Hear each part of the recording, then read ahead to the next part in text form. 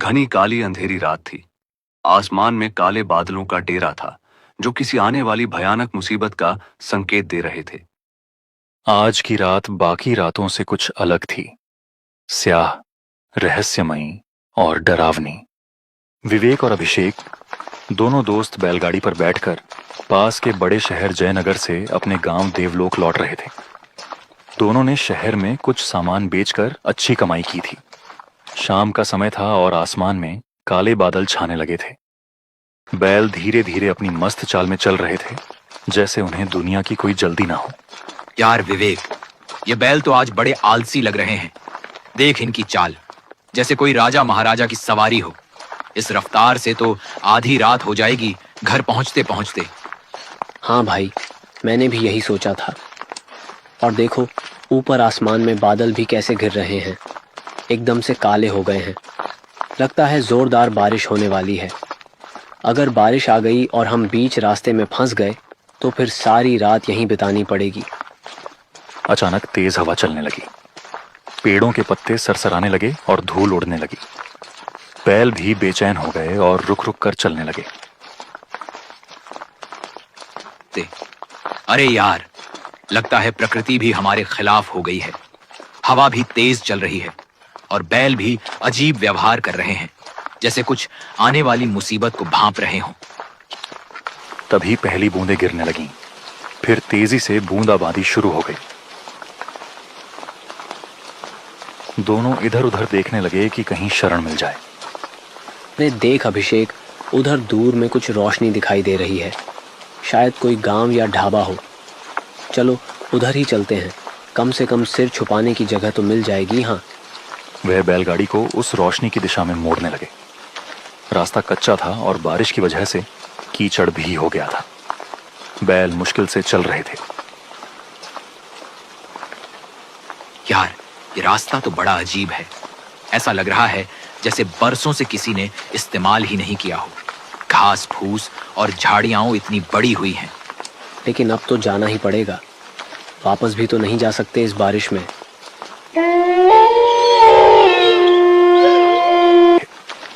आधे घंटे बाद वे एक छोटे से गांव के सामने पहुंचे। गांव छोटा था, लेकिन साफ सुथरा दिख रहा था।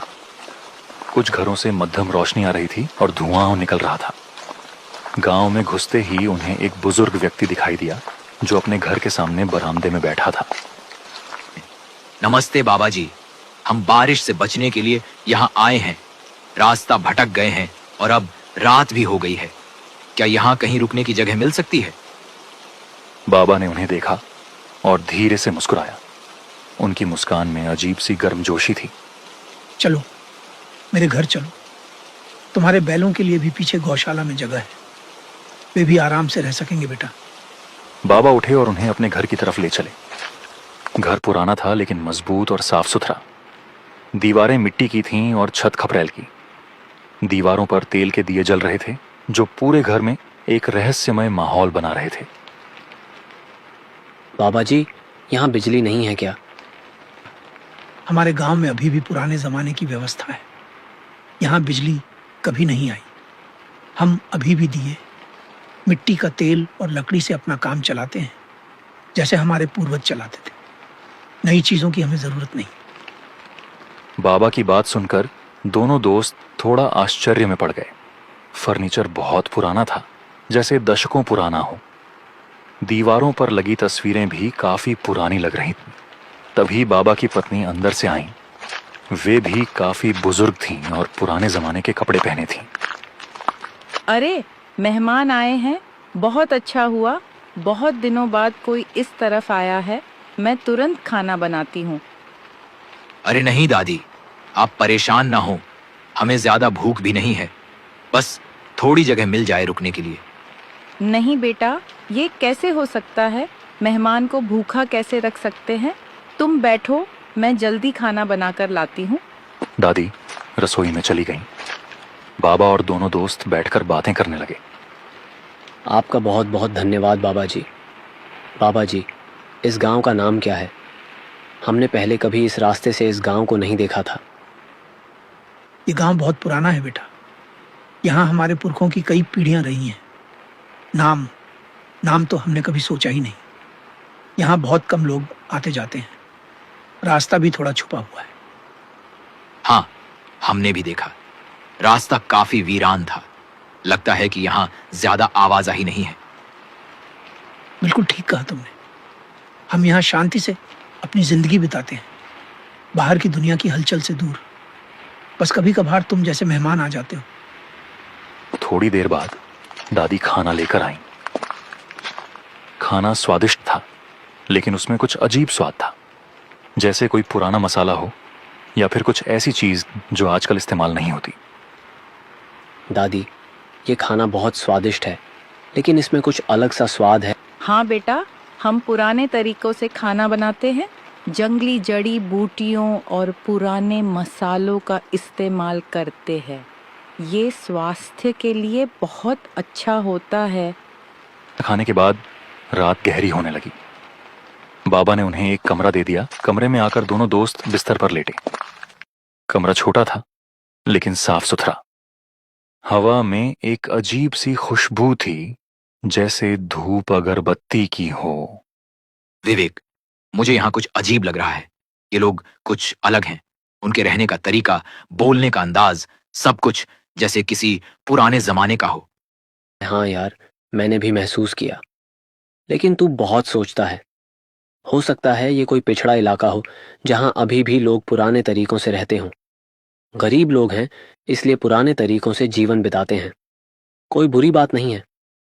हो सकता है, लेकिन फिर भी कुछ तो गड़बड़ है। खैर, एक रात की बात है। सुबह निकल जाएंगे। रात के करीब 12 बजे विवेक को तेज प्यास लगी। पानी का गिलास खत्म हो गया था। वह पानी पीने के लिए धीरे धीरे बाहर निकला, ताकि किसी को परेशानी ना हो। बाहर आंगन में पूर्णमासी की चांदनी फैली हुई थी। चारों तरफ एक अजीब सी शांति थी। आंगन में एक पुराना कुआं था, जिसके चारों तरफ पत्थर लगे थे। जब विवेक कुएं के पास पहुंचा और अंदर झांककर पानी निकालने की कोशिश की, तो उसे अंदर से अजीब आवाजें सुनाई दी।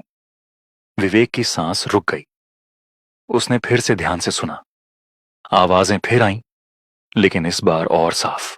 हमें बचाओ, हमें यहां से निकालो। विवेक डर गया।